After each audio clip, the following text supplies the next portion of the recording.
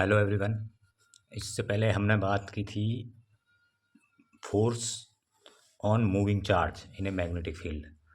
तो अब देखिए हम बात करेंगे अब आगे आगे चलेंगे कि इस फोर्स की डायरेक्शन कैसे हम पता करते हैं। डायरेक्शन, ये फोर्स किस डायरेक्शन में होगा और किस तरह से हम इसकी डायरेक्शन पता करने के रूल्स क्या हैं, तो उन रूल्स को हम देखेंगे। ठीक है, तो देखिए पहला पहला तो rules to find the direction of force acting on a moving charge in a magnetic field. तो मूविंग चार्ज पर लगने वाले मैग्नेटिक फोर्स की डायरेक्शन किस तरह से पता करते हैं।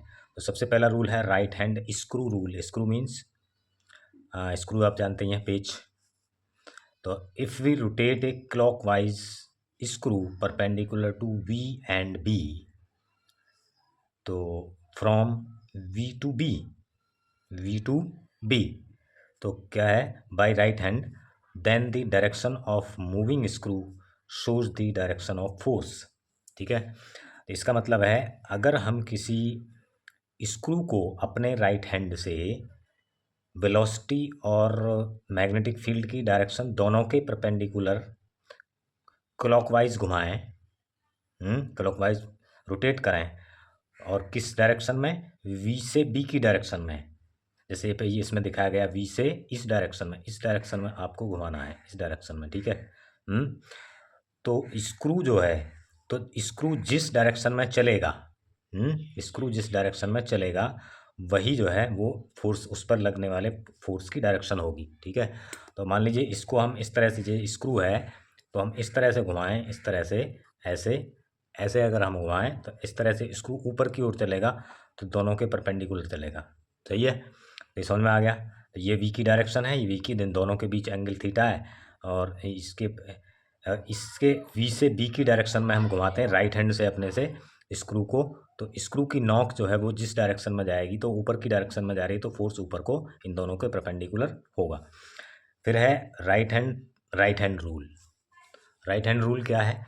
राइट हैंड रूल है, देखिए, if right hand curling of fingers, यानी कि हमारा राइट हैंड जो है, अगर हम अपने राइट हैंड को इस प्रकार फैलाएं, इफ राइट हैंड स्प्रेड, अगर राइट हैंड जो है curling of fingers mean, curling means मुड़ना, वी टू बी, वी से बी की डायरेक्शन में मुड़ें, then the thumb shows the direction of force. मान लीजिए यहाँ भी यही है, यहाँ लेकिन है, यहाँ स्क्रू नहीं है, यहाँ है तुम्हारा, ये वी है, ये बी है, हैं। और अगर हम, हमारी जो उंगलियाँ हैं ऐसे वी से बी की ओर ऐसे मुड़ती हैं ये, तो हमारा जो डायरेक्शन है, the thumb shows the direction, तो ये जो है इस पर लगने वाले फोर्स की डायरेक्शन बताएगा, थंब जो है, राइट हैंड थंब। ठीक है, तो ये भी आपको समझ में आ गया।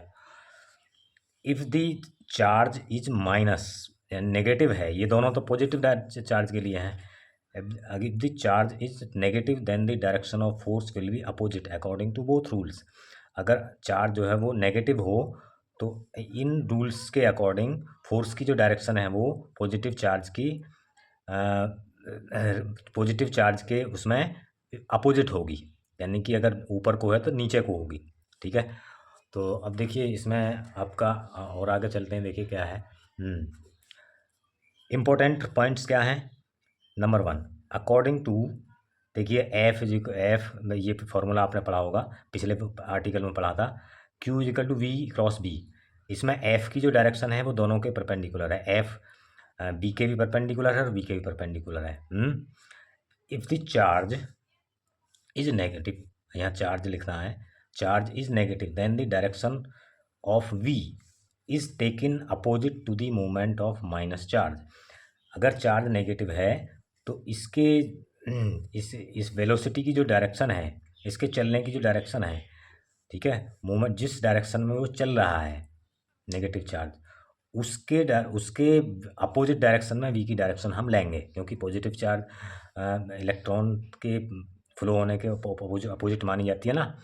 तो जिस डायरेक्शन में चार्ज चल रहा है उसके अपोजिट वी लेंगे हम। ठीक है, नंबर 2, इन फोर्स, वेलोसिटी और मैग्नेटिक फील्ड, देखिए वेलोसिटी वी एफ के परपेंडिकुलर है और बी वी एफ के परपेंडिकुलर है, while angle between V and B any can be any any angle, ठीक है, कुछ भी इन, देखिए फोर्स, तो फोर्स का इन दोनों के एंगल, जो फोर्स का एंगल है इन दोनों के साथ 90 डिग्री का एंगल बनाता है परपेंडिकुलर, बट इन दोनों के बीच में एंगल कुछ भी हो सकता है, ठीक है।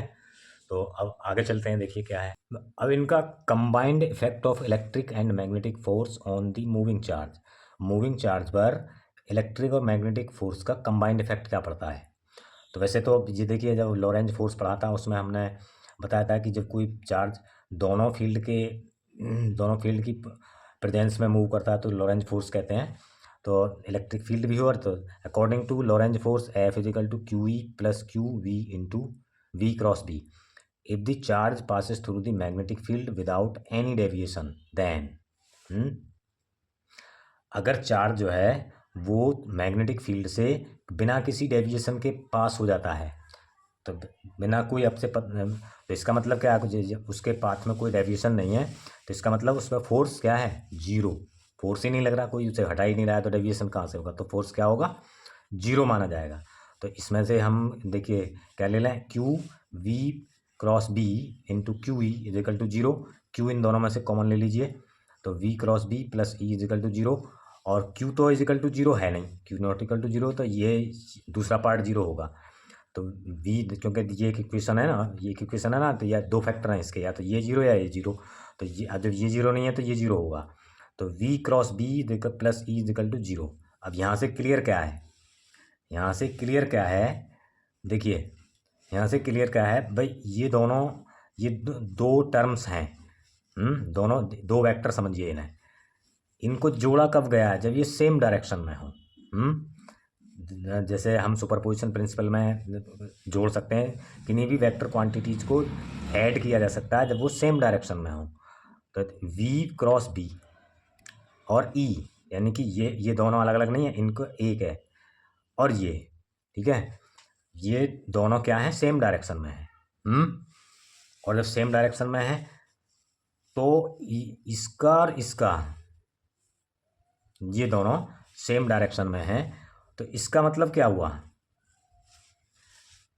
भाई, इन दोनों का जो परपेंडिकुलर है, ये दोनों सेम डायरेक्शन में है, तो इसका मतलब क्या हुआ, इसका और इसका, इन दोनों के परपेंडिकुलर जो है इसकी डायरेक्शन में है, इन दोनों का परपेंडिकुलर जो है, जो भी परपेंडिकुलर है इनका, वो इसकी डायरेक्शन में है, तो ई के दोनों परपेंडिकुलर हो गई है, तो इसका मतलब क्या है, ई परपेंडिकुलर टू बी, यानी ई बी के लंबवत हुआ, ई बी के लंबवत हुआ, ठीक है।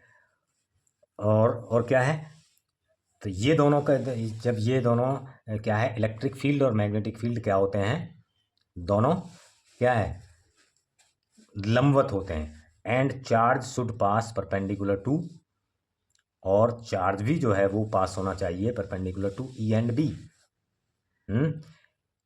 ई and B with uniform speed. E जो देखिए ऑटोमेटिकली वी भी इसके परपेंडिकुलर हो जाएगा, जो चार्ज है वो पास होना चाहिए, और बी के भी परपेंडिकुलर होना चाहिए, सही है, बी के भी परपेंडिकुलर होना, यानी कि वेलोसिटी भी जो है ई के, यहाँ से तो बी आ रही है, लेकिन ई के भी परपेंडिकुलर होना चाहिए विद यूनिफॉर्म स्पीड, तभी ये तुम्हारा जो है वो जीरो होगा।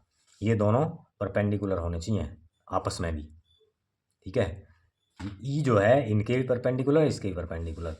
तो अब देखिए एक न्यूमेरिकल है इसके बाद में, तो क्या है, a particle of charge 3.2 into 10⁻19 coulomb in moving with velocity 5 into 10⁵ I metre per second in the magnetic field 3I + 2J weber पर मीटर स्क्वायर, और find the force acting on the particle at that point. इसका solution देखते हैं हम।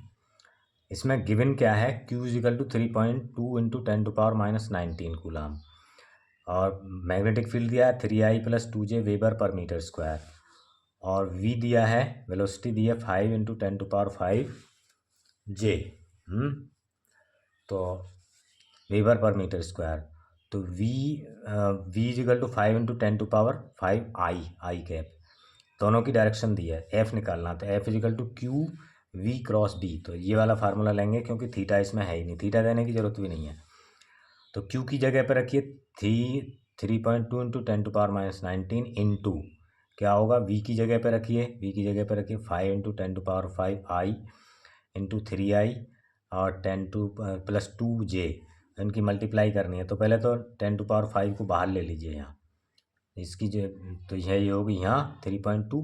अब 5 अंदर रह गया 5i, तो 5 इंटू 3i इंटू आई, जब इसमें मल्टीप्लाई करेंगे, प्लस 5 इंटू 2 आई इंटू आई क्रॉस जे।